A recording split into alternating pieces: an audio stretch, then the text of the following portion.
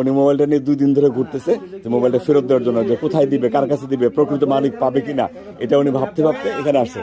তো ঠিক আছে,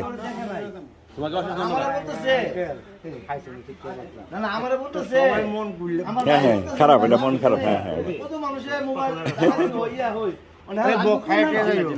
আচ্ছা ইয়া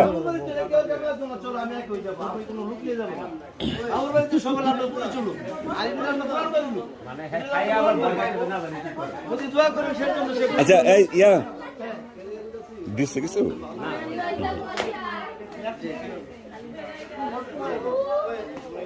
এখন আমি দেখতেছি আপনারা সবাই মোবাইলটা পাওয়াতে না না খুশি হয়েছে, না না অনেক অনেক অনেক খুশি হয়েছে। কারণ